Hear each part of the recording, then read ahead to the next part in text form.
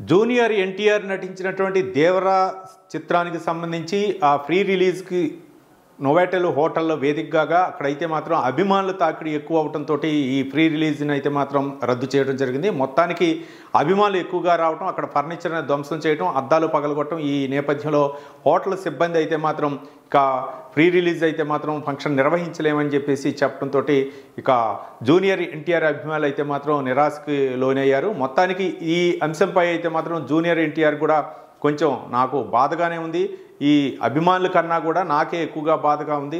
ఓ పక్క నిర్వాహకులు చేతులెత్తేయటం, అంటే అక్కడ అభిమానులు తాకిడి ఎక్కువ అవటంతో అది స్థాయికి మించి అభిమానులు రావటం, అలాగే ఎప్పుడా దేవరా సినిమా కోసం ఎదురు చూస్తున్నటువంటి జూనియర్ అభిమానులు అయితే మాత్రం ఎక్కువగా ఊహించిన దానికంటే రావటం ఏదైతే ఉందో, దీనితో ఇక్కడ హోటల్ సిబ్బంది అయితే మాత్రం ఈవెంట్ నిర్వహించలేమని చెప్పేసి చేతులెత్తేయటంతో ఇక ఈ ఈవెంట్ని రద్దు చేస్తున్నామని చెప్పేసి ప్రకటించారు. ఇక మన జూనియర్ ఎన్టీఆర్ అయితే మాత్రం ఒక సందేశం కూడా ఇవ్వడం జరిగింది.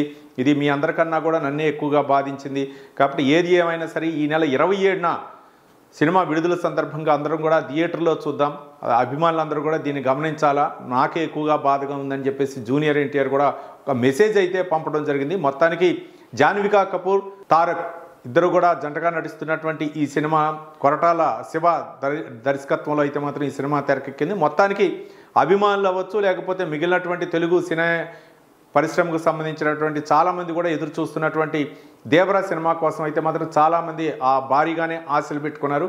మరి ఈ నెల 27న ఏ విధంగా దేవరా బ్లాక్ బాస్టర్ అయింది, మరో పక్క రికార్డులు బద్దలు కొట్టిద్దో మనం వేచి చూద్దాం.